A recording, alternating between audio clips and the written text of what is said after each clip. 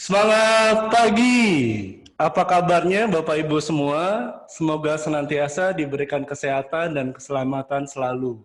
Selamat bergabung di webinar pagi hari ini yang diselenggarakan oleh PKM Consultants. Topik yang akan kita bicarakan selama 50 sampai dengan 60 menit ke depan adalah tentang sistem manajemen anti penyuapan berdasarkan ISO 37001-2016. Sebelum masuk ke dalam pembahasan materi tersebut, perkenalkan saya adalah Prasetyo Aji yang akan menjadi moderator selama webinar di pagi hari ini.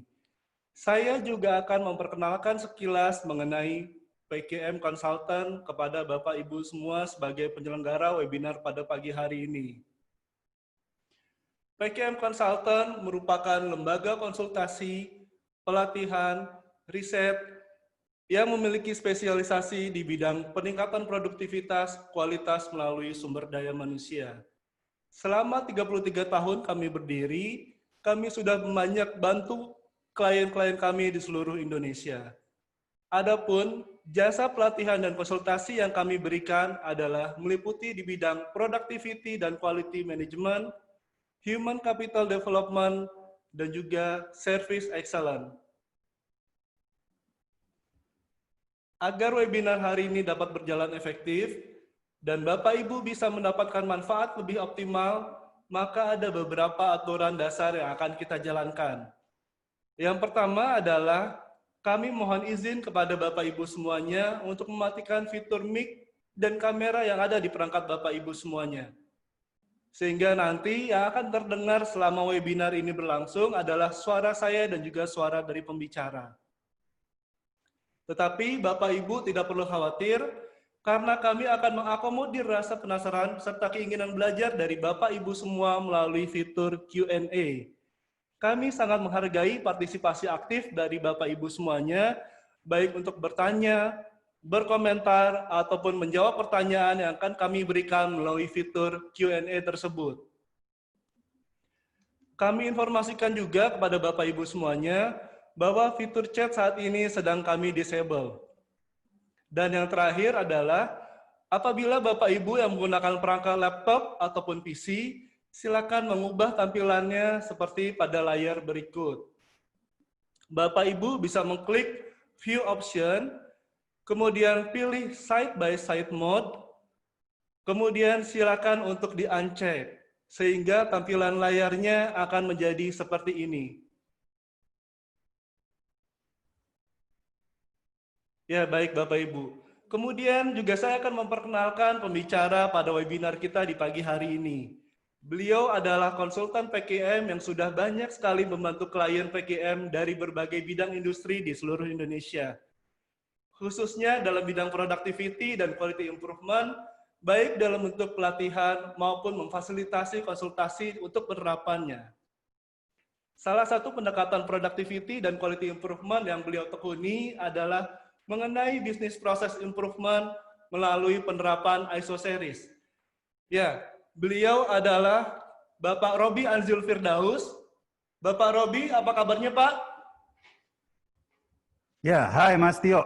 Alhamdulillah saya sehat. Semoga demikian pula Mas Tio. Semangat terus Mas Tio dan semangat pagi Bapak Ibu sekalian serta rekan-rekan semua. Di pagi hari yang luar biasa ini kita akan berdiskusi terkait materi kita hari ini tentang anti-bribery management system. Iya, tentunya tetap semangat ya Pak Robi ya. Apalagi di hari ini kita akan men-sharing kepada Bapak Ibu peserta semua yang mungkin sedang hangat nih, atau yang sedang bekerja dari rumah. Topiknya adalah tentang sistem manajemen anti penyuapan berbasis ISO 37001-2016.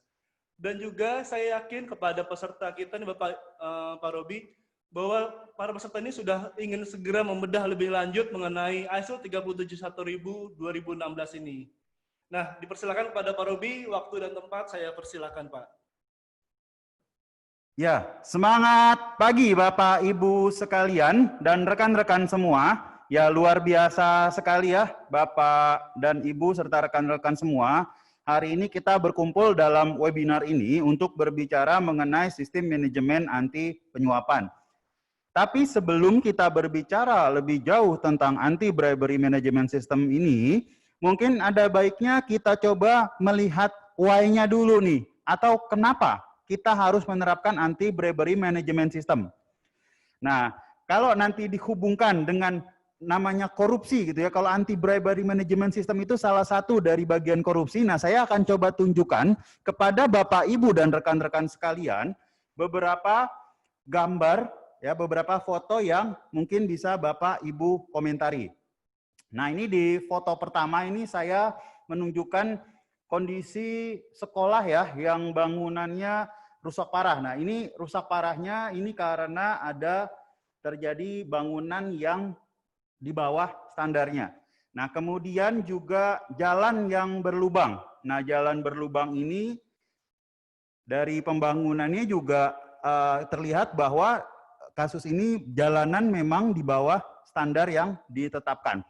Nah, kalau dari gambar-gambar tersebut, nah kita coba berdiskusi interaktif di sini, apa pendapat Anda atau Bapak, Ibu, dan rekan-rekan sekalian tentang gambar-gambar tersebut.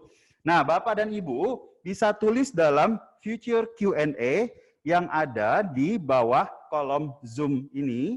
Jadi Bapak Ibu bisa tulis di sana dengan menulis nama perusahaan dan jawabannya. Jadi formatnya nama perusahaan dan jawabannya. Oke. Nah, silakan Bapak Ibu tuliskan. Saya berikan waktu 2 menit.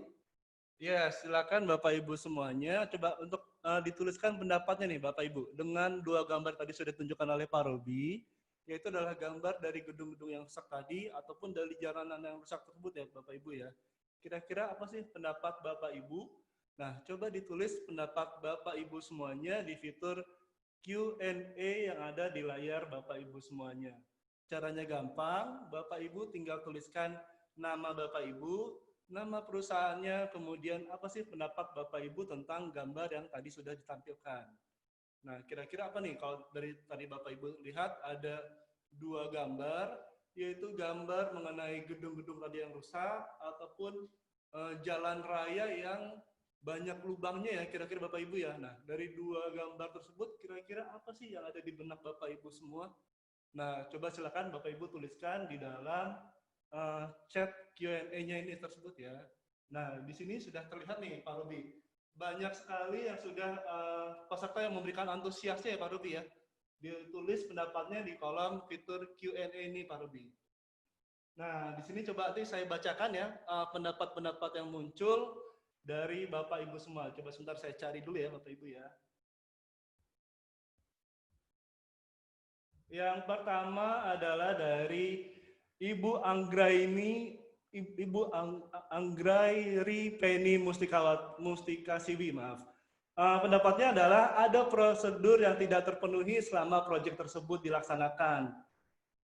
Kemudian yang kedua adalah dari Bapak Antonius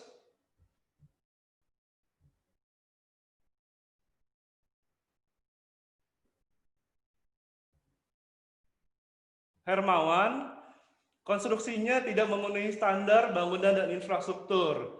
Kemudian pendapat berikutnya ada dari Bapak Tri Lucy. Pendapatnya adalah gambar kedua jalanan yang berlubang karena bahan baku yang tidak standar dan anggarannya dikorupsi. Nah, kira-kira kalau dari tanggapan-tanggapan tersebut bagaimana nih Pak Robi? Ya, baik. Terima kasih ya Bapak, Ibu, dan rekan-rekan sekalian. Luar biasa sekali antusiasnya. Di sini banyak sekali ya jawabannya. Mungkin tadi dibacakan beberapa dulu ya untuk merangkumnya. Jadi kalau kita lihat gambar-gambar tersebut, memang pendapat Bapak Ibu kurang lebih gambar-gambar tersebut adalah sebenarnya, saya coba tunjukkan slide berikutnya. Nah, contoh yang SD tadi, itu ambruk di Pasuruan diduga karena dikorupsi. Gitu ya. Jadi ada yang bilang nih tadi di jawabannya bahwa ada konstruksi yang tidak standar. Nah, salah satu penyebabnya mungkin anggaran atau budgetnya yang dikurangi. Sehingga konstruksinya di bawah standar, sehingga kekuatannya tidak bertahan lebih lama. Nah, atau tadi terkait pembangunan jalan berlubang itu karena bahan baku tidak standar mungkin, bisa jadi ya. Jadi bisa penyebabnya salah satunya adalah tidak standar karena ada anggaran yang memang tidak dikeluarkan sesuai dengan standar pembangunan jalan, sehingga jalannya jadi lebih cepat rusak. Nah, ini contoh kasus kedua korupsi pembangunan jalan di PT PN 2 terkait tentang pembangunan jalan. Nah, jadi kalau tadi kita tunjukkan gambar-gambarnya, sebenarnya itu apa? Nah, sebenarnya itu adalah dampak masif dari korupsi. Nah, di mana dampak masif dari korupsi itu, kalau kita melihat salah satu survei yang dilakukan ya, atau di transparency.org, the price of corruption is poverty. Ya, the price of corruption is poverty, gitu ya. Nah, di mana dampak masif korupsi itu,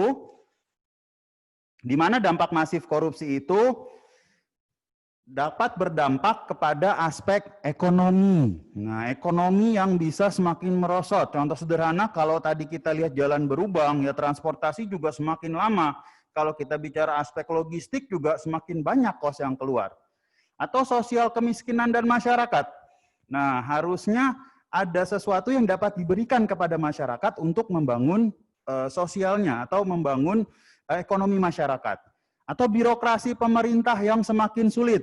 Nah, investor yang takut masuk karena dalam pelaksanaannya birokrasinya dikenal sulit sekali ya, berlibat-libat gitu. Atau politik dan demokrasi. Penegakan hukum yang timpang sebelah, pertahanan keamanan yang boleh dibilang pertahanan keamanannya terhadap suatu negara itu semakin kecil gitu, karena tidak ada alat yang digunakan untuk pertahanan. Atau kerusakan lingkungan. Nah, ini juga akibat yang lebih jauh lagi nih. Dan itu juga dapat berdampak kepada mungkin negara-negara di sekitar kita. Nah, kalau ini adalah dampak masif dari korupsi. Jadi, itu dampak masif secara besar dari korupsi ini. Dan kalau kita coba lihat salah satu survei yang dilakukan oleh Corruption Perception Index di tahun 2019, di mana dilakukan survei terhadap 180 negara. Nah, 80 negara itu disurvei terkait pandangannya, terkait korupsi di sektor publik.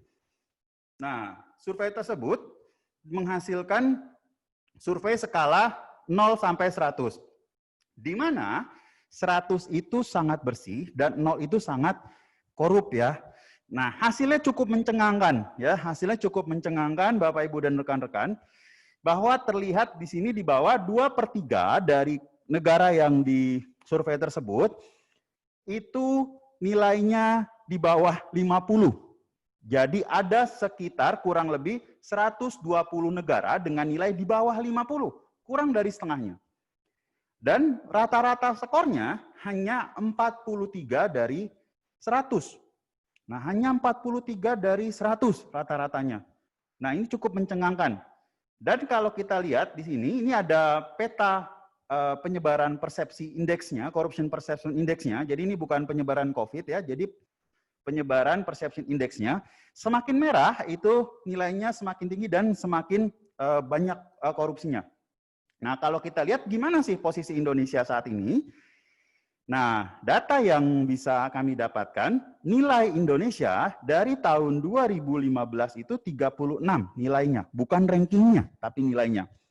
Nah, sampai dengan tahun 2019, itu nilainya berhasil naik sebesar 4 poin menjadi 40.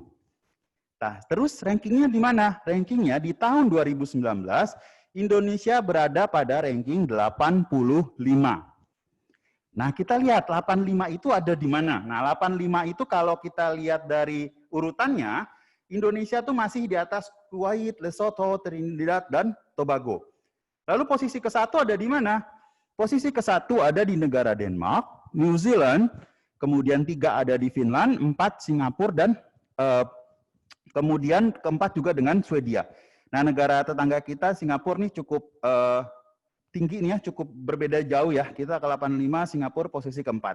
Nah, namun dengan demikian, masalah korupsi ini juga menjadi masalah di seluruh dunia. Tadi terbukti dengan hasilnya yang rata-ratanya hanya 43, kurang dari setengahnya. Dan 2/3 dari yang disurvei itu atau 120 negara itu nilainya masih di bawah 50. Jadi korupsi masih menjadi bagian masalah dari masalah global. Nah, lalu kita lihat korupsi. Tadi kita bicara korupsi nih. Lalu korupsi itu sebenarnya apa saja sih jenis-jenis korupsi? Nah, jenis-jenis korupsi itu kira-kira apa saja ya? Nah, jenis-jenis korupsi, yang pertama itu, korupsi itu merugikan keuangan negara. Kemudian yang kedua itu suap, yang ketiga itu gratifikasi, yang keempat itu penggelapan, yang kelima pemerasan, yang keenam perbuatan curang, dan yang ketujuh adalah konflik kepentingan. Nah, lalu dari tipe-tipe korupsi ini, kira-kira mana sih yang secara global itu paling merugikan? Nah, yang paling merugikan itu adalah suap. Ya, Bapak, Ibu, dan rekan-rekan, yang paling merugikan adalah suap. Kenapa suap paling merugikan atau suap yang paling harus dilakukan pencegahan terlebih dahulu? Kenapa? Karena data Bank Dunia, 1 triliun US dollar itu penyuapan terjadi setiap tahun. Bayangkan dana sebesar itu kalau digunakan untuk membangun masyarakat itu akan bisa bertumbuh seberapa banyak. Dan kemudian survei yang dilakukan oleh Transparansi Internasional, 27% dari 3.016 perusahaan di 30 negara itu bangkrut karena kalah berkompetisi akibat penyuapan. Nah, ini juga akibat untuk perusahaan-perusahaan swasta ya yang terkait dengan bribery atau penyuapan. Jadi dampaknya perusahaannya bangkrut karena tidak bisa bersaing karena adanya penyuapan. Nah, jadi ini dampak yang cukup serius nih terkait suap terkait perusahaan swasta. Nah, begitu kira-kira. Lalu kalau kita lanjut lagi, nah kita akan coba memberikan pooling nih ya ke Bapak Ibu dan rekan-rekan sekalian. Nah, kira-kira kami akan coba membuat suatu pooling, nanti Bapak Ibu bisa langsung klik di layar Bapak Ibu sekalian. Nah, dari datanya nanti ini akan anonimus ya, jadi tidak akan terrecord datanya. Dan nanti silakan diisi poolingnya untuk mengetahui kira-kira aspek pemahaman Bapak Ibu seperti apa. Ya, silakan diisi poolingnya Bapak Ibu, ada 3 pooling ya. Yang pertama pertanyaannya, apakah Anda mengetahui apa itu penyuapan? Kemudian, apakah Anda pernah melakukan penyuapan secara langsung? Yang ketiga, apakah Anda pernah melakukan penyuapan secara tidak langsung? Bapak Ibu bisa menjawab ya, tidak, atau ragu-ragu. Ya.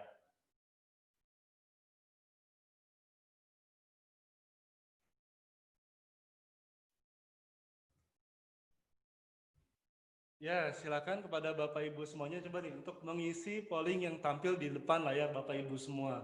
Kira-kira apakah Bapak Ibu sudah mengetahui apa sih penyuapan itu misalnya? Kemudian yang kedua adalah apakah Bapak Ibu pernah melakukan penyuapan secara langsung?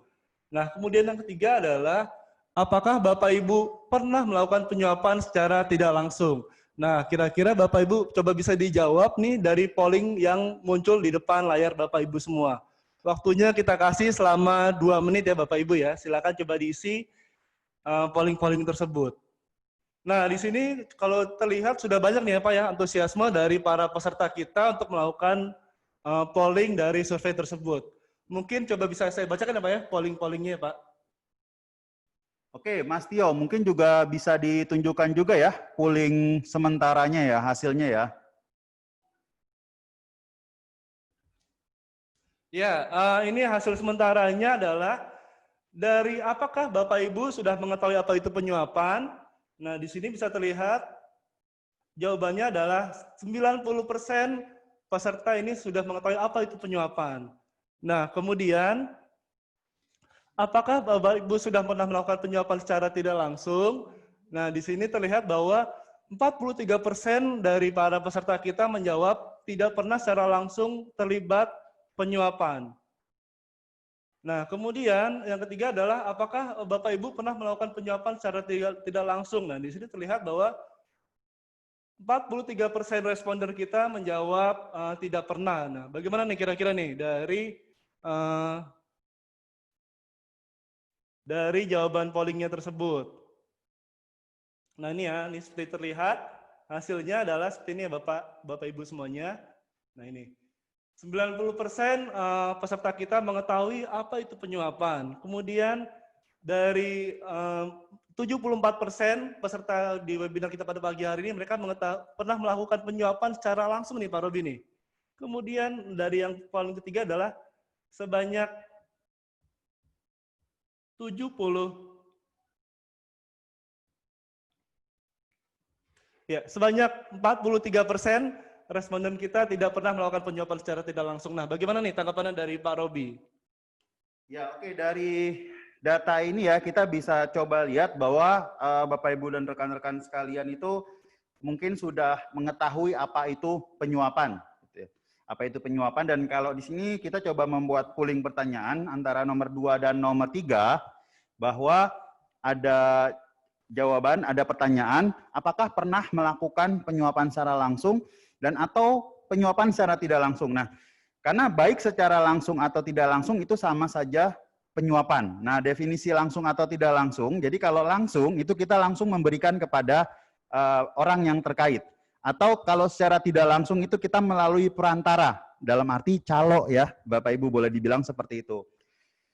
Nah, kalau kita lihat hasilnya, sebenarnya di Indonesia itu pernah dilakukan survei. Nah, surveinya oleh siapa? Oleh Transparansi Internasional. Itu di tahun 2017. Di mana itu surveinya menyatakan bahwa 32% penduduk Indonesia mengaku pernah menyuap.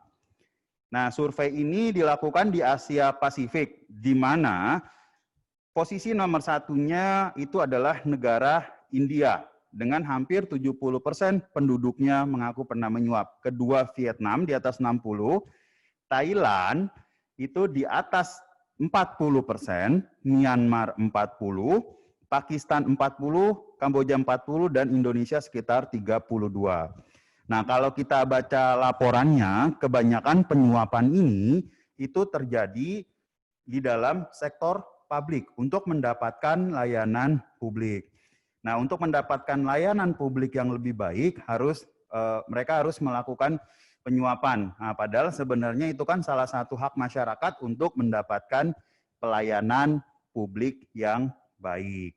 Jadi kira-kira seperti itu.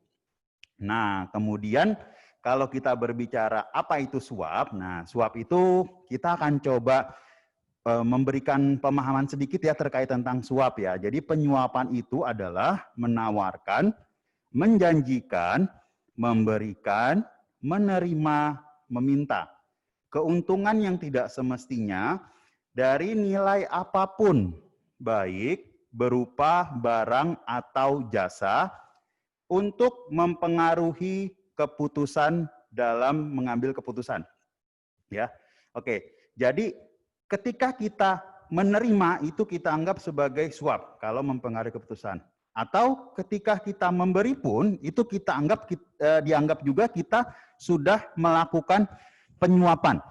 Nah, contoh sederhananya mungkin Bapak Ibu, rekan-rekan semua, itu kalau kita ke mall gitu ya, kita ke mall dan ketika kita parkir, kita akan diarahkan oleh petugas. Dan biasanya di bajunya ditulis itu no tipping. Ya, sekarang rata-rata seperti itu ya.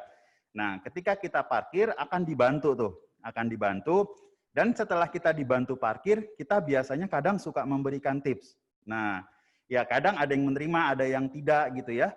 Nah, hal tersebut itu dianggap sebagai penyuapan mungkin. Itu skala kecil, penyuapan skala kecil. Kenapa? Karena satu juga kita memberikan mungkin karena nggak enak, atau karena kita berikan juga nanti ketika mereka diberikan tip gitu. Jadi mereka akan memberikan layanan yang lebih mungkin kepada kita, ya akan membantu dengan lebih serius, lebih sungguh dibandingkan yang tidak memberikan tip. Nah, itu akan mempengaruhi keputusan dalam membantu kita parkir. Itu sederhananya seperti itu. Nah, itu suap secara langsung. Nah, baik yang menerima atau yang memberikan itu dikatakan sudah melakukan suap. Oke, nah selanjutnya kita mau berbicara apa sih dampak suap menurut Bapak Ibu sekalian dan rekan-rekan bagi organisasi atau perusahaan Bapak Ibu. Nah, kita mau minta masukannya lagi nih ya, minta pendapatnya lagi dari Bapak Ibu dan rekan-rekan yang sudah luar biasa ikut dalam webinar ini. Ya, nanti bisa ditulis di Q&A di bawah, ditulis dengan nama perusahaan serta jawabannya terkait apa dampak suap bagi organisasi. Ya, betul sekali Pak Robi. Silakan kepada Bapak Ibu semuanya untuk bisa mengisi jawabannya dengan menggunakan fitur Q&A tersebut ya Bapak Ibu ya. Caranya gampang, bisa ketik namanya, kemudian nama perusahaan dan juga jawabannya nih. Mengenai apa sih dampak dari suap bagi organisasi Bapak Ibu semuanya. Ya coba sembari saya lihat juga ya Pak ya Bu di kolom Q&A-nya. Silakan Bapak Ibu mengisi apa dampak suap bagi organisasi Bapak Ibu semuanya. Ya, dampak suap pasti cukup akan berasa nih ya kepada organisasi gitu ya. Nah, kalau di sini kita sudah ada masuk jawaban ya, banyak sekali ya Mas Tio. Mungkin dibacakan beberapa random saja Mas Tio, silakan. Baik Pak, ini luar biasa sekali nih antusiasme dari para peserta kita untuk memberikan jawabannya. Jawaban yang pertama ini ada dari Bapak Willy dari PT National Label. Menurut beliau adalah dampak suap jadi budaya dan integritas jeblok bagi perusahaannya. Seperti itu ya Pak ya. Kemudian yang berikutnya ada dari Ibu Yekti. Beliau berpendapat suap ini akan berpengaruh terhadap integriti dan legacy dari organisasi.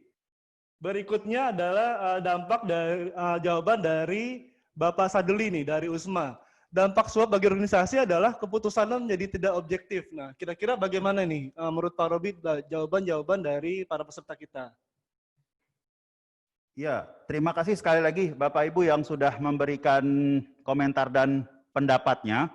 Oke, jadi kalau kita lihat dampak-dampak ini sendiri, kira-kira ini sebagian besar sih memang menjawab dampaknya ya, yang sangat berasa ya bagi organisasi, di mana salah satunya tadi persaingan yang tidak sehat, rusaknya mental karyawan.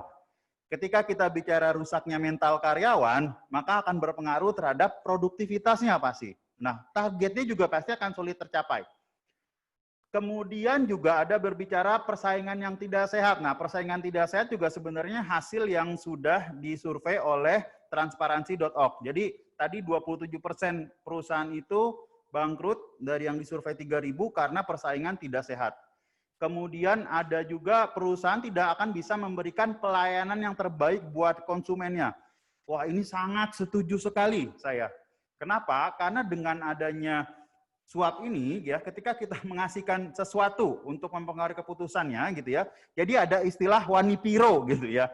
Jadi yang berani memberikan lebih itu yang dapatkan pelayanan ekstra. Memang seperti itu. Memang seperti itu dan memang harusnya nanti diatur gitu ya terkait dengan proses seperti itu. Sehingga nanti apa yang dilakukan perusahaan atau organisasi saat ini bisa menangani dampak tersebut. Nah, jadi cukup banyak ya dampaknya, Mas Tio. Betul sekali Pak Robi, sangat banyak sekali dampak-dampak dari suap bagi organisasi ya seperti misalnya mereka menjadi targetnya tidak tercapai. Nah, kemudian apa sih yang harus dilakukan oleh organisasi ini Pak Robi nih supaya dampak-dampak suap ini tidak muncul bagi organisasi mereka? Ya, jadi salah satu yang bisa dilakukan oleh organisasi ketika kita bicara penyuapan, apa sih yang bisa dilakukan untuk mencegah penyuapannya, untuk mencegah terjadinya penyuapan tersebut? Salah satu yang bisa dilakukan adalah kita mengimplementasikan framework ISO 37001-2016. Nah, framework ISO 37001-2016 itu merupakan standar internasional yang diterbitkan oleh Organization for Standardization atau IOS.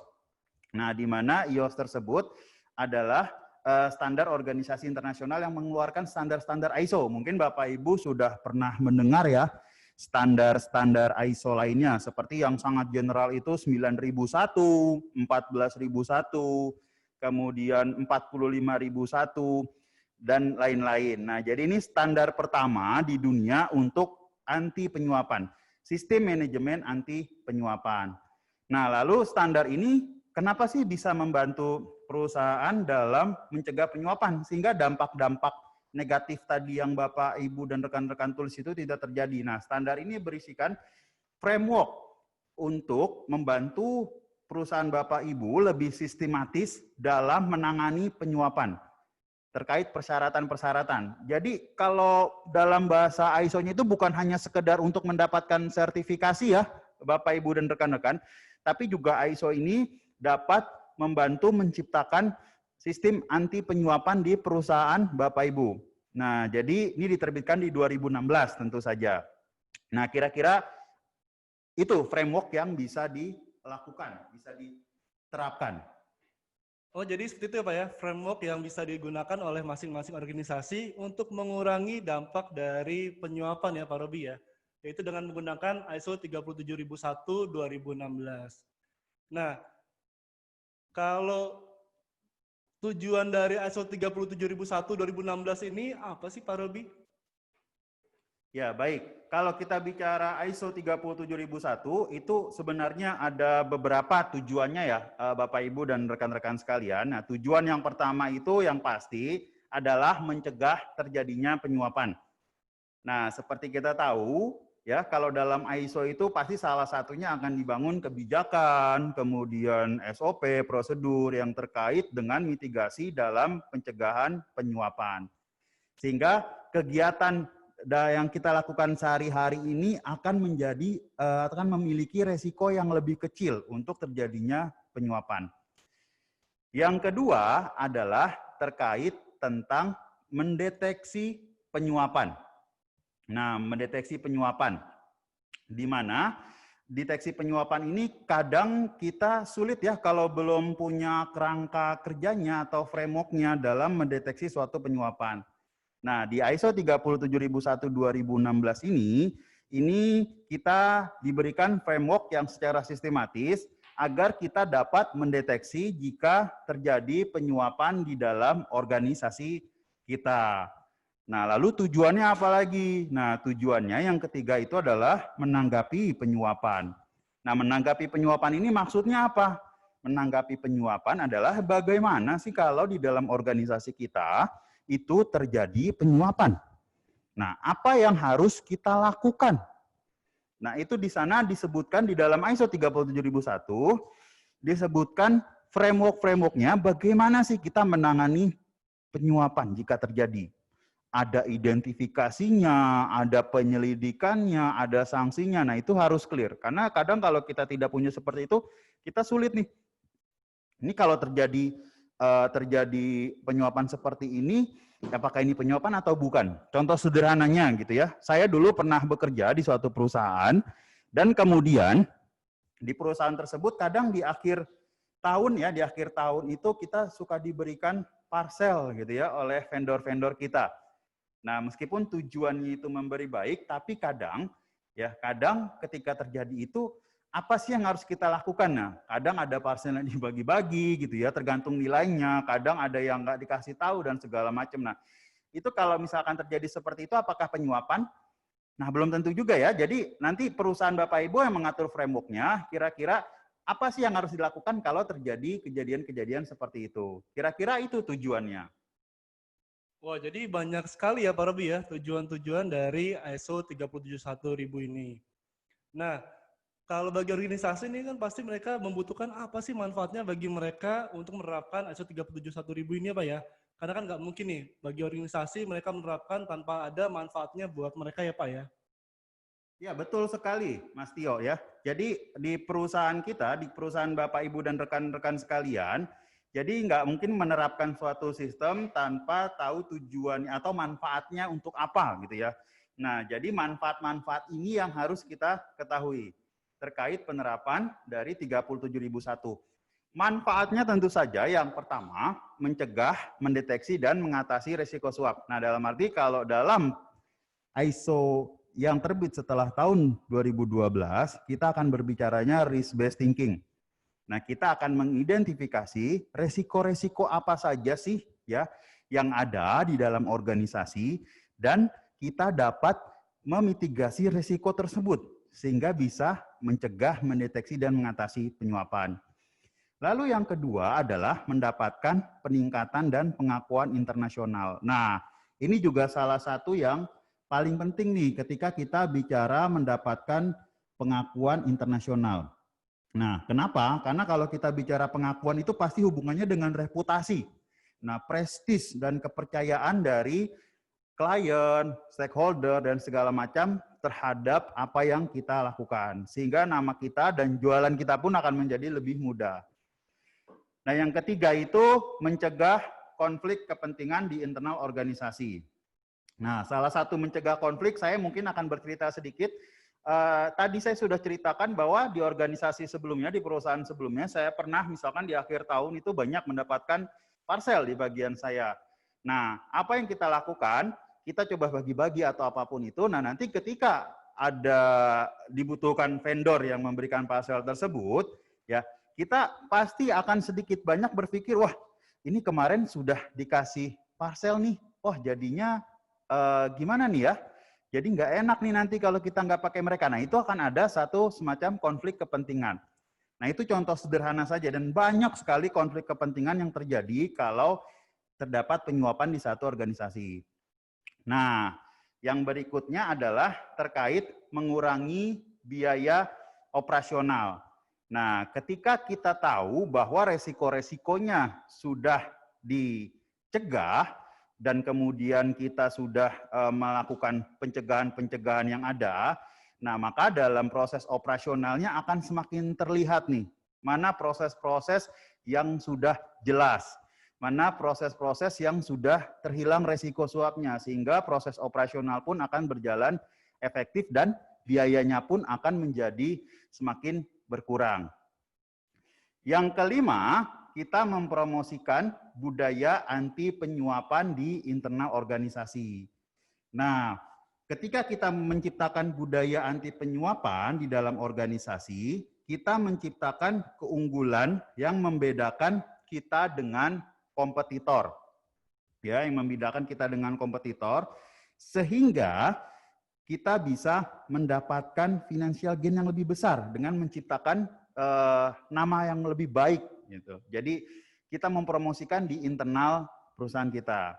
Nah, kira-kira itulah manfaatnya yang kita dapatkan. Wah, jadi banyak sekali ya Pak ya manfaat-manfaat yang bisa diterima oleh organisasi ketika mereka menerapkan ISO 37001 ini.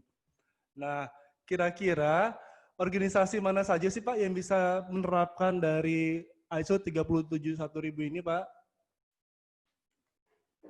Ya, baik Mas Tio. Di ISO 37001 2016 ini itu dapat diterapkan sebenarnya di seluruh organisasi.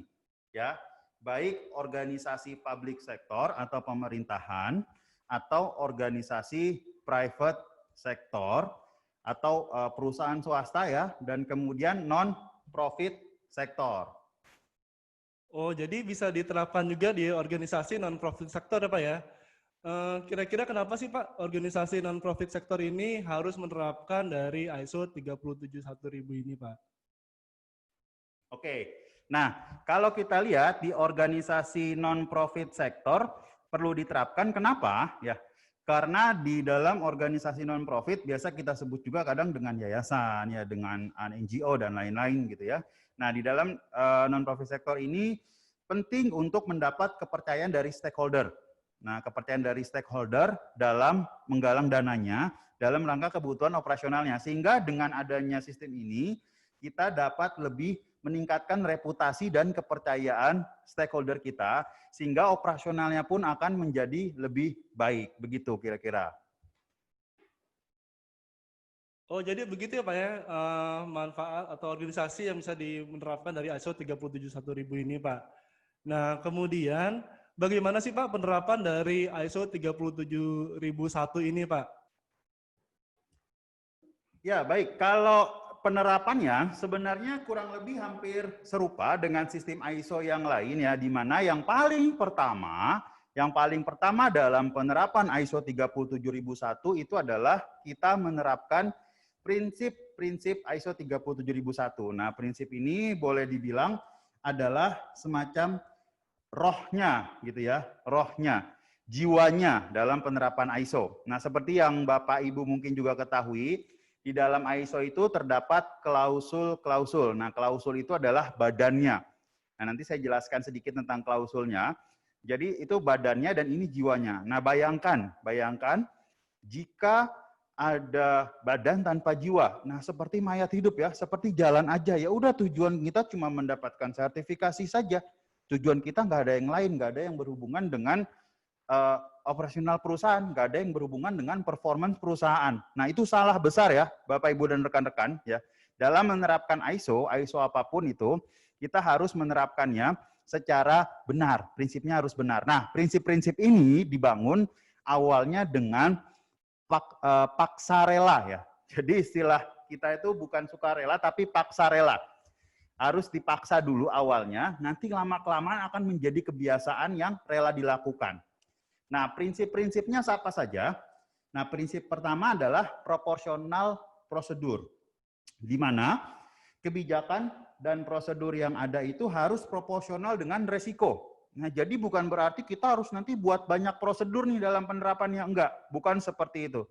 Jadi kita juga meninjau resikonya, baru kita buat prosedur terkait resiko-resiko yang ada, ataupun kebijakan-kebijakannya. Kemudian yang kedua terkait komitmen pimpinan. Nah, kepemimpinan yang efektif pada pencegahan penyuapan disesuaikan dengan ukuran organisasi, struktur, dan manajemen yang ada pada keadaan saat itu. Sehingga biasanya kalau dibilang ini komitmen pimpinan ini cara dilakukannya dengan apa? Dengan dilakukan dengan mencontohkan. Jadi ketika pimpinan mencontohkan, itu sama saja dengan melakukan. Sehingga di bawah-bawahnya dapat melihat komitmennya dan dapat melakukannya juga sesuai dengan pimpinannya, mencontoh pimpinannya. Nah, lalu yang ketiga, itu prinsipnya adalah terkait manajemen risiko. Nah, seperti yang kita ketahui, di ISO yang terbit setelah tahun 2012, itu ada yang namanya manajemen risiko, di mana manajemen risiko ini mengidentifikasi isu-isu internal dan eksternal yang penting untuk diketahui dalam rangka penerapan ISO 37001 ini. Nah, kemudian yang keempat itu adalah due diligence atau uji kepatutan. Nah, di dalam uji kepatutan ini kita wajib melihat setiap aspek yang berhubungan dengan perusahaan kita. Contohnya aja misalkan dengan vendor ya. Kita melihat, kita meninjau nih, apakah memang vendor tersebut patut bekerja sama dengan kita? Apakah mereka juga menerapkan prinsip-prinsip dalam anti-bribery? Nah, itu dicek.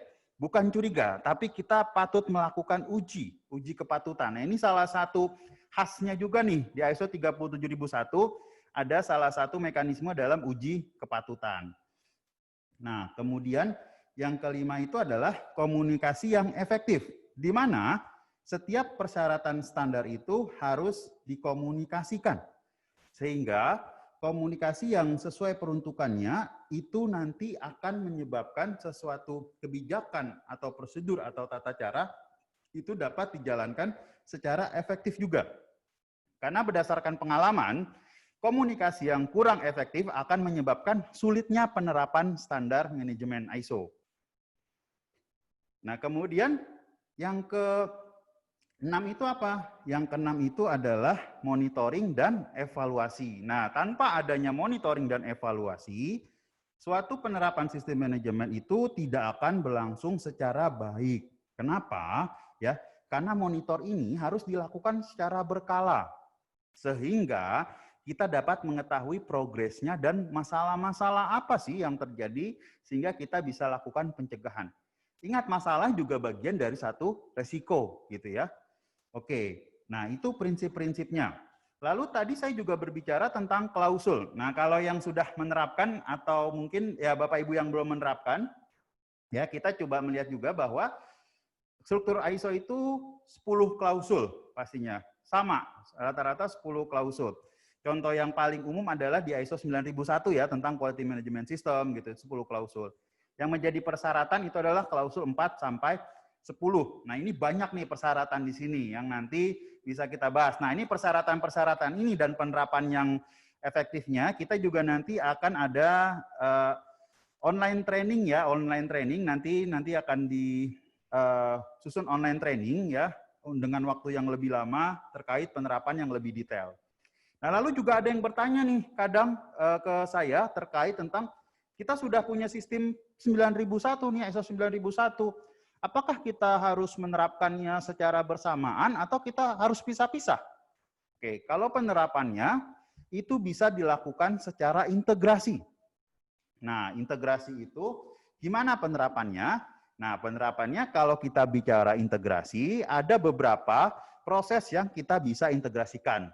Nah, di sini ada matriks ya, matriks korelasi ya, matriks korelasi. Nah, matriks korelasi ini mungkin ini sifatnya teknikal sekali ya. Nah, jadi yang bisa diintegrasikan itu mulai dari klausul 5, 6, 7, 8, 9, 10. Nah, ini contoh matriks korelasi. Nah, matriks korelasinya ini lebih panjang dari ini ya. Ini hanya contoh saja. Jadi sangat memungkinkan untuk diintegrasikan. Seperti itu.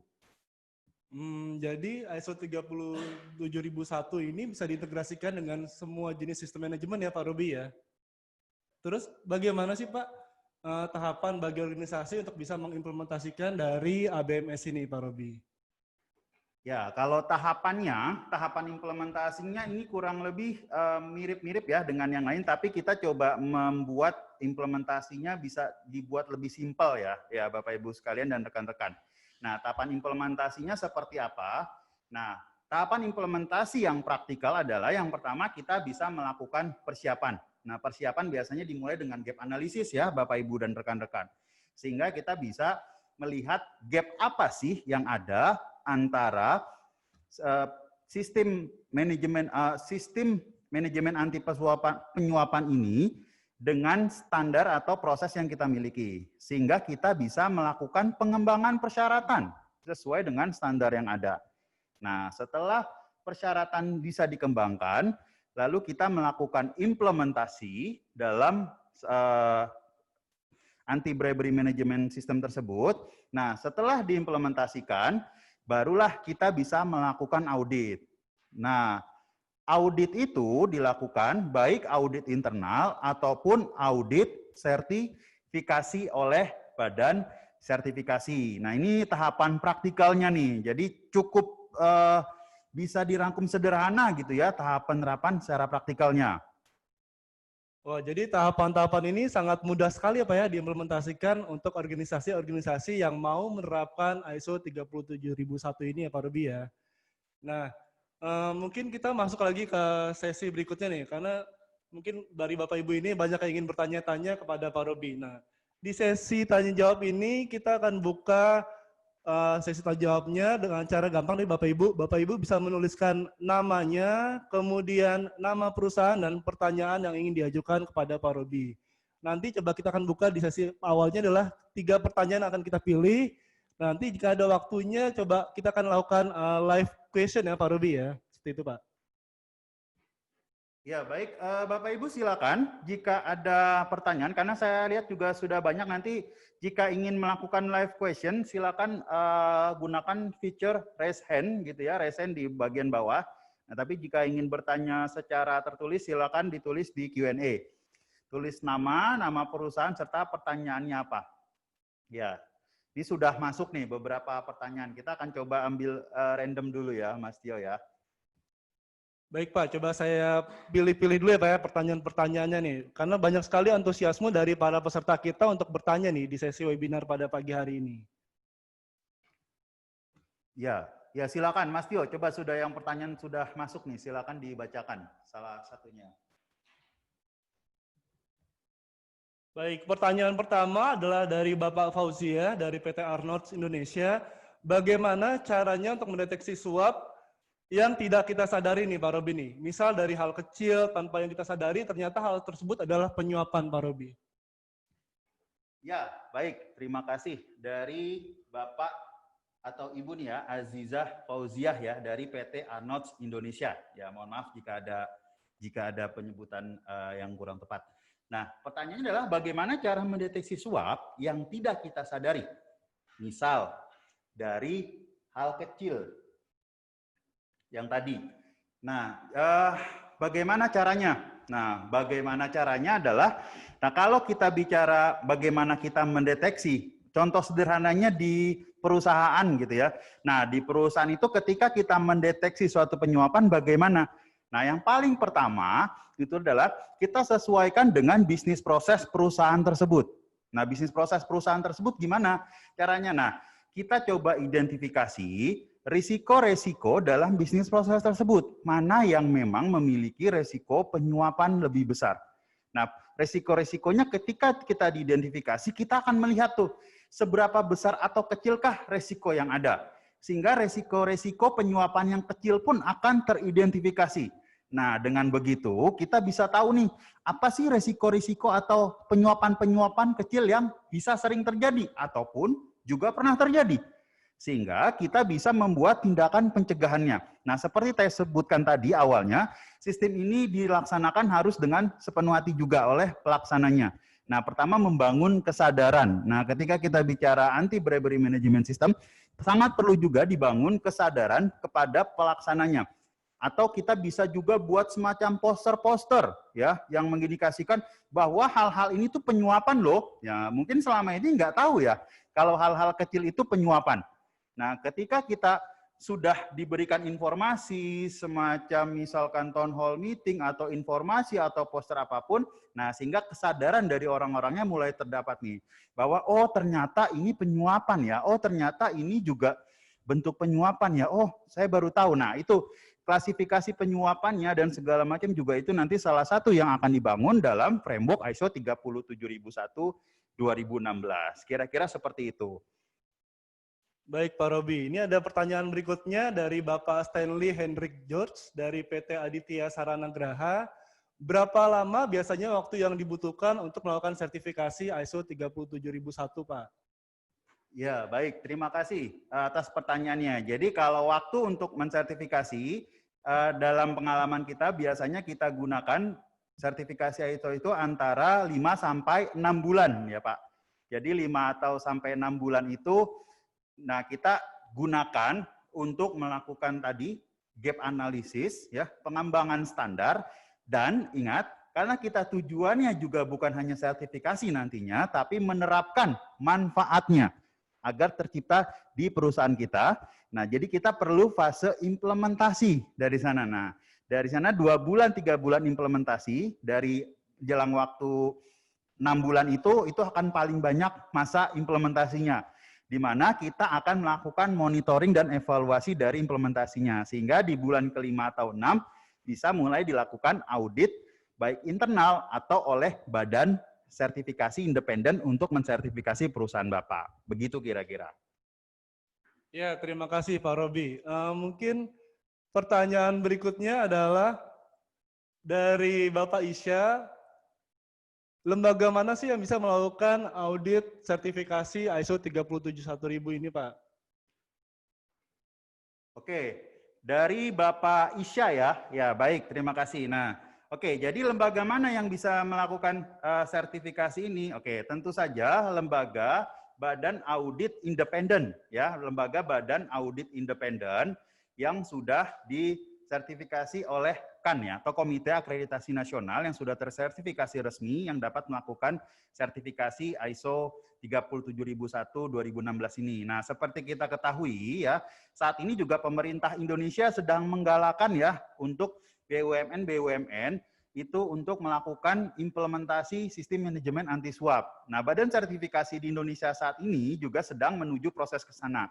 Dan saya yakin 2 atau 3 bulan ke depan, pasti badan sertifikasi itu mulai bisa melakukan sertifikasi ini. Dan sekarang pun sudah ada beberapa, tapi memang belum terlampau banyak ya Pak Isya. Nanti 2 atau 3 bulan ke depan itu akan mulai hampir badan sertifikasi besar di Indonesia itu sudah bisa melakukan sertifikasi ISO 37001. Begitu. Ya, berikutnya mungkin kita akan lakukan sesi maaf, karena sesi pertanyaan ini sudah sangat banyak ya Bapak Ibu dan waktu juga yang terbatas. Mungkin bagi Bapak Ibu yang ingin bertanya nanti bisa dilanjutkan pertanyaannya di lewat akun-akun sosial media kami. Nah, untuk pendalaman lebih lanjut, mengenai materi ISO 37001-2016 ini, Bapak Ibu bisa mengikuti public training, in-house training, maupun consulting dari PKM Consultant, baik yang dilakukan secara online maupun secara on-site. Nah, apabila ada pertanyaan dari Bapak Ibu, bisa menyampaikan melalui email di ra@pqm.co.id. Dan juga bisa mengontak dari nomor kontak yang ada di Bapak Ibu semuanya. Nah, baik Bapak Ibu semuanya, mudah-mudahan webinar ini dapat memberikan manfaat bagi kita semuanya dan juga dapat menambah ilmu pengetahuan Bapak Ibu tentang penerapan ABMS di organisasi Bapak Ibu semuanya. Saya Prasetyo Aji. Saya Robi Anzil Firdaus. Salam improvement.